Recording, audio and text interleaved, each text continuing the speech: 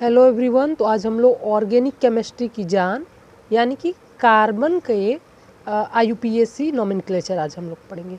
तो आप लोगों ने पिछले क्लासेस में पढ़ा होगा कि जो कार्बन होता है वो कैटेनेशन प्रॉपर्टी दिखाता है। कैटेनेशन प्रॉपर्टी बोले तो सेल्फ लिंकिंग प्रॉपर्टी। अब सेल्फ लिंकिंग प्रॉपर्टी क्या होता है, चलिए देखते हैं। जैसे कार्बन जो होता है ना, वो खुद से ही लिंक कर लेता है। देखिए कार्बन क्या करता है, खुद से ही लिंक कर लेता है। इसी को क्या बोलते हैं हम लोग, catenation property of carbon. Carbon बहुत सारा अपना चेन बना सकता है, बहुत ही लंबा चेन बना सकता है, और इसी प्रॉपर्टी को उसको हम बोलते हैं कैटेनेशन प्रॉपर्टी, राइट। और इसी प्रॉपर्टी के कारण हम लोग कार्बन का IUPAC नोमेनक्लेचर भी पढ़ते हैं। इसी से कार्बन का जो कंपाउंड होता है वो हमारे लाइफ के लिए बहुत ही इम्पोर्टेंट होता है, राइट। कार्बन के इसी प्रॉपर्टी के कारण बहुत सारी चीज़ें जो है वर्ल्ड में हम लोग को मिली हुई हैं, राइट। तो चलिए हम लोग देखते हैं, इसको इम्पोर्टेंस को देखते हुए इसका नोमेनक्लेचर पढ़ते हैं। तो देखते हैं कि कार्बन एल्केन क्या होता है। एल्केन ये होता है जो हमारा कार्बन जो होता है वो सिंगल बॉन्डेड होता है।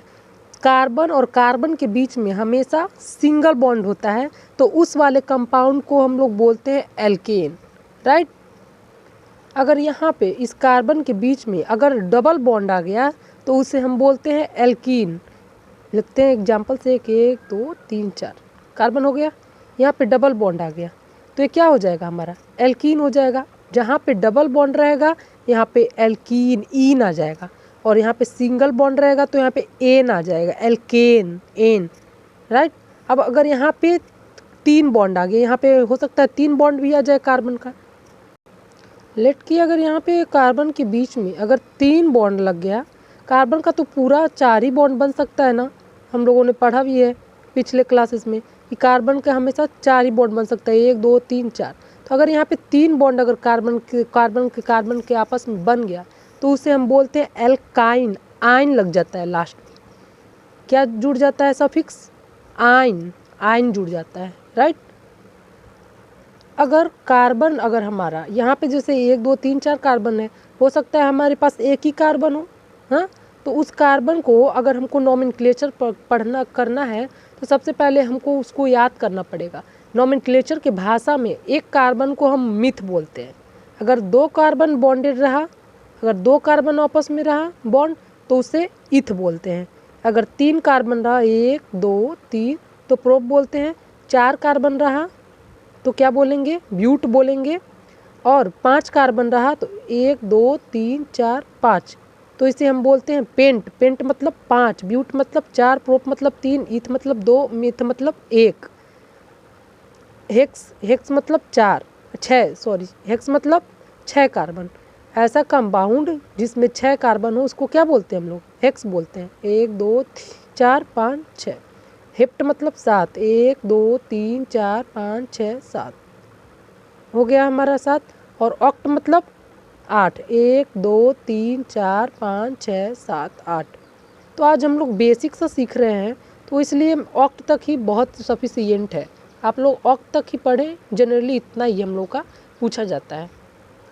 तो आज हम लोग हाइड्रोकार्बन का नोमेनक्लेचर इसमें पढ़ेंगे। हाइड्रोकार्बन क्या होता है, ऐसा कंपाउंड जो हाइड्रोजन और कार्बन से मिलकर बना हो, जो हाइड्रोजन और कार्बन से मिलकर बना हो, उस कंपाउंड को हम बोलते हैं हाइड्रोकार्बन।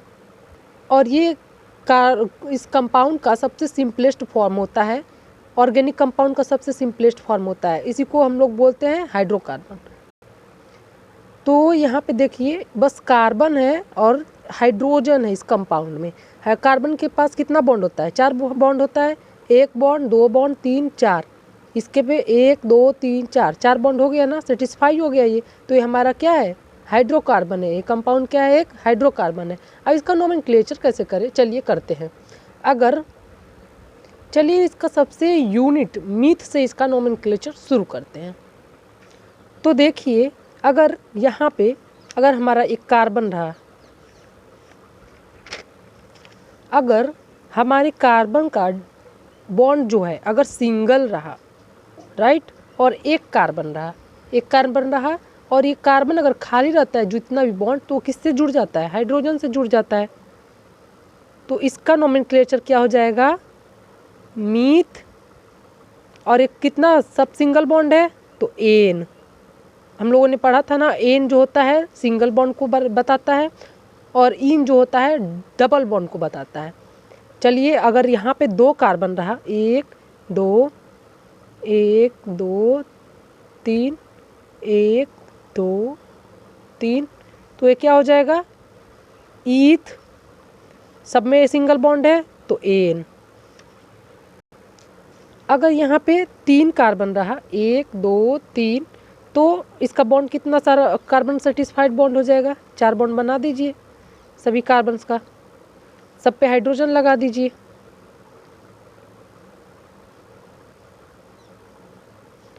तो ये क्या हो जाएगा?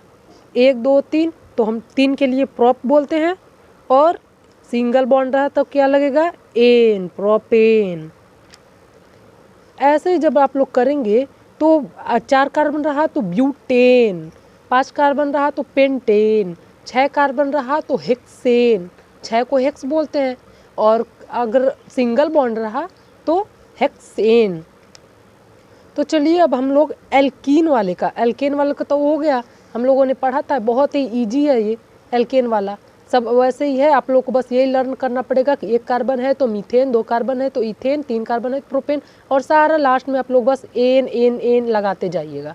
तो ये हमारा हो जाएगा एल्केन वाला पार्ट। अब एल्कीन वाला देखते हैं, ये भी उसी के जैसे बहुत सिंपल है। एल्कीन जो होता है, इसमें एक स्पेशल बात होता है कि एल्कीन कभी भी अकेले एग्जिस्ट ही नहीं करता है, क्योंकि कार्बन जो होता है हाइड्रोजन से अगर बनाएगा, तो यहाँ पे देखिए आप लोग, ये रहा हमारा कार्बन का 4 बॉन्ड रहा ना। अगर यहाँ पे ये वाला बॉन्ड, अगर यहाँ पे 2 बॉन्ड होता, हाँ, यहाँ पे अगर 2 बॉन्ड हो जाए, मान लीजिए यहाँ पे इसको हटा देते हैं, यहाँ पे 2 बॉन्ड हो जाए, कार्बन का तो सेटिस्फाई हो गया 1 2 3 4, लेकिन हाइड्रोजन का सेटिस्फाई हो रहा है? नहीं, हाइड्रोजन कभी भी 2 बॉन्ड बनाता ही नहीं, हमेशा हम हाइड्रोजन एक ही बॉन्ड बनाता है, राइट। तो इसलिए एल्कीन कभी भी मीथेन नहीं हो सकता। क्या? मीथेन नहीं हो सकता, मीथेन कभी एग्जिस्ट करता ही नहीं है, क्योंकि कार्बन और हाइड्रोजन के बीच में कभी भी डबल बॉन्ड हो ही नहीं सकता। कार्बन और कार्बन के बीच में ही हमेशा single bond, double bond, triple bond होता है, राइट। सिंगल बॉन्ड तो हाइड्रोजन के बीच में हो सकता है, लेकिन डबल और ट्रिपल बॉन्ड नहीं हो सकता। तो एल्कीन मीथेन के रूप में एग्जिस्ट ही नहीं करेगा। तो ये हमारा शुरू होता है एल्कीन वाला पार्ट इथीन से, ईथीन से।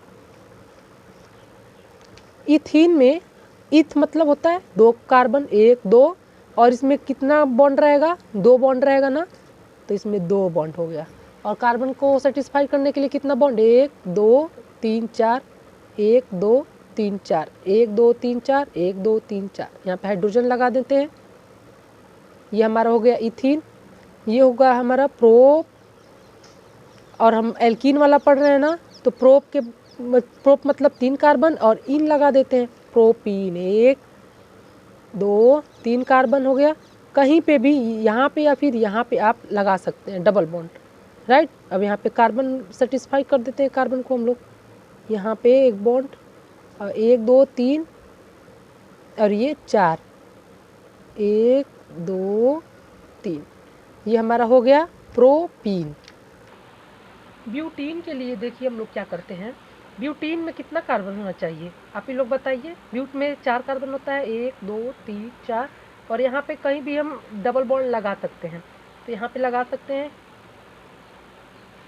1 2 3, और यहाँ पे 4 हो जाएगा, 1 2, ये हमारा 3, ये 4, 1 2, ये 3, ये 4, 1 2 3। ऐसे ही आप लोग करेंगे तो यहाँ पे ब्यूटीन के बाद पेंटीन हो जाएगा, हेक्सीन हो जाएगा, हेप्टीन हो जाएगा, राइट। और इसमें मेन बात यही था कि इसमें कभी मीथेन एग्जिस्ट ही नहीं करता है, इसमें कभी भी मीथेन एग्जिस्ट नहीं करता है, राइट। अगर कोई आपसे पूछ दे कि मीथेन एग्जिस्ट करता है, तो आप लोग बोल दीजिएगा नहीं। अब एल्काइन का नोमेनक्लेचर हम लोग पढ़ते हैं। एल्काइन में मैंने आप लोगों को बता दिया था कि इसमें कार्बन और कार्बन में सिंगल बॉन्ड नहीं होता है, डबल बॉन्ड भी नहीं होता है, इसमें ट्रिपल बॉन्ड होता है, राइट। और इसमें भी कभी भी मीथेन एग्जिस्ट नहीं करता है, क्योंकि कार्बन और हाइड्रोजन के बॉन्ड बस सिंगल उनके बीच में हो सकते हैं, ना कि डबल और ट्रिपल नहीं होता है। तो इसीलिए ये भी इथीन से ही, इथाइन से ही शुरू होता है, राइट। 1 2 3 और 1 4 और यहाँ पे भी 1 हो जाएगा 4। तो ये क्या हो जाएगा, ईथ, और ट्रिपल बॉन्ड है कार्बन कार्बन के बीच में तो आइन। ऐसे ही प्रोप हो जाएगा, तो 1 कार्बन 2 कार्बन 3 कार्बन, और कहीं हम ट्रिपल बॉन्ड लगा देते हैं। यहाँ पे 1 कार्बन 1 2 3 और यहाँ पे 1, ये 2 और ये 3 आ गया ना, तो इसको हम बोलते हैं प्रोपाइन। अब यहाँ पे देखिए, यहाँ पे 4 कार्बन है। 4 कार्बन के लिए हमारा वर्ड क्या रहता था, रूट वर्ड क्या रहता था, ब्यूट रहता था ना।